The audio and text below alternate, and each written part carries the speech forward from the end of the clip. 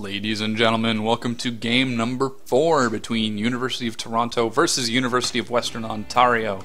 And this game is happening between SCDKorlith, aka Fraser Bain, playing for University of Western Ontario. I suppose that's a little bit important, just some information to throw at you. And as the blue Terran Moosy, we have Mustafa Kobari playing for University of Toronto. So yes, this is game number 4. University of Toronto, aka Moosy's team, the blue Terran, leads at a 3-0 advantage, which means if Moosy can take this game, it will secure the series for them and allow University of Toronto to advance to the Northern Division's finals. It really all depends on how well SCDKorlith can respond and react to what's going on. Will he be able to start a comeback that will allow his team to advance to the finals on their own? That is University of Western Ontario. And we'll definitely see the map is Tal'Darim Altar. There definitely can be a wide range of play. This map has been on the map pool for a very long time, since I think season 2 or 3. I remember when I first saw Tal'Darim Altar, I thought, holy cow, this map is huge, and I love it because I'm Zerg. So both players actually placing their barracks in about the same position relative to their entrance, so just deciding to place the barracks a little bit further back.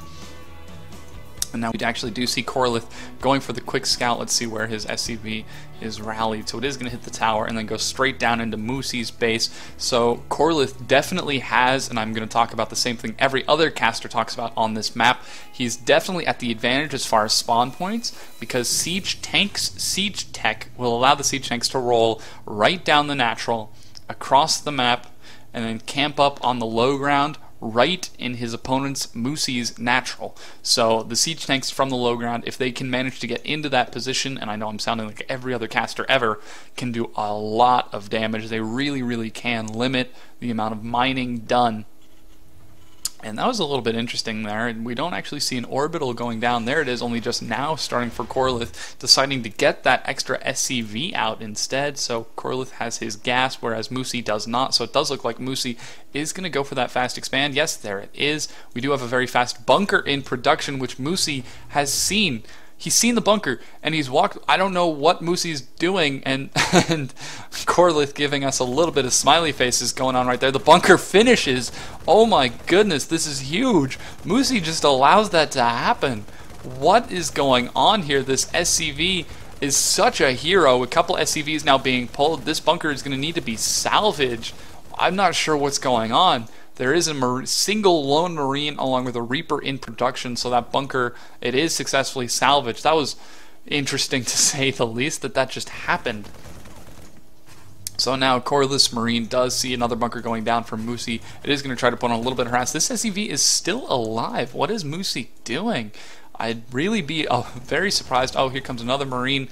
Is it going to kill the SCV? No, it does. Oh, there it goes. It does kill it. Phew. So we do see Korlith now backing off with his own Marine at 9 health. Reaper just finished as well, and a command center for Korlith. It is delayed, but that bunker shenanigans just completely threw me off. I'm sure it also threw off Moosy. I'm not sure if he just wasn't paying attention or if he just didn't see it. I have no idea. We'll definitely have to watch. And uh-oh, here comes a Reaper now coming around the back, and Moosy sees the Reaper. Reaper, they do have range 5, same as the Marine, so the Reaper actually just micros around the Marine. And uh-oh, 2 Marines are here. They will be able to take care of this Reaper. 1 Marine does go down. The second actually is not being microed, so it didn't get to the Reaper in time, and the Reaper now needs to micro, get away from the Marines, and the Reaper does go down after 1 SCV also similarly goes down. So Korlith just trying to put on the pressure as best he can. I'm not really sure if he is able to, though, if you can really consider that as successful. 1 Marine is prepared just to make sure there are going to be no more Reaper shenanigans coming in from the back. And this tech lab is now researching combat shields. I'm not sure that I agree with combat shields, but Stim I'm usually more a fan of, just because your damage potential compared to the amount of damage taken is so much higher because of the rate of fire increase. However, I'm sure immediately after Stim finishes, he'll just grab a very quick combat shields. He'll just grab Stim anyways. So we do see the Marines now just making sure there aren't going to be any more Reaper shenanigans going and sitting back behind the mineral line. Both players transitioning into a standard mid to late game. See a factory going down for Korlith, probably going to see, yep, there it is, a Hellion, and potentially afterwards a quick siege tank. So yes, there's Stim. Who called it? Who's awesome? That's right, I am. So we have a couple more Marines in the bunker in production. Does look like Moosy is just staying on tier 1 tech with Mass Marine. No Marauder, oh, there's one Marauder right now. And or do we have an engineering bay? Yes, we do have an engineering bay, grabbing a quick +1 for Moosy, so he's just looking to get that quick upgrade advantage. And a single Hellion, probably just going to be used for a scout. And there is the reactor. So actually, it does look like we're going to see, oh, the reactor is probably for the starport, so it's probably going to see some reactor medevacs very, very quickly. And this Hellion is just running around, just going to make sure there was no sneaky third from his opponent Moosy. So both players playing relatively safe and standard. Now the Hellion is not going to run into that army, or so it is. It does scout and see the composition. And we have a Marine now chasing away that SCV. This Marine at 19 health. This was the original first Marine that was at 9 health, but with combat shields it did jump up in health, so that's a quick little fun thing. And it doesn't look, oh, Stim and combat shields is finished for Moosy. Stim is just about to finish.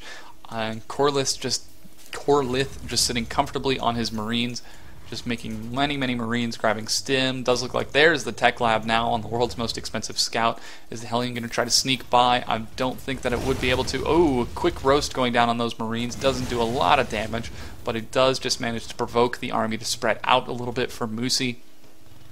So yes, there are the reactor medevacs now in production for Korlith. He is successfully saturating his natural, grabbing some more depots, and oh wow, a big pickup, picking up all 16 of those Marines. I'm not sure if those are going to try to drop in the main or behind the natural. There is a healthy number of Marines for Moosy as well. Let's see, just looking at that, wow, that's 27 Marines plus the 4 in the bunker, and a Hellion does go down.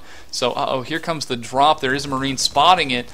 And here come the Marines. Stim is finished for Korlith, and these Marines are just dropping in, trying to position themselves behind the barracks. Big Stim going down, trying to pick off the tech lab. Does manage to get the tech lab that was researching Stim. The medevacs do pick up the Marines and then just fly away. This really sets Moosy back, as he will not have Stim. Whoa, don't know what was going on over there. As he will not have Stim for a very, very long time without that. And we do see another medevac actually turning back to see if we can put on harass. There is no vision yet from Moosy, and no Marine, no turret or anything. Here come the Marines. They are going to drop right behind the mineral line, picking off one SCV.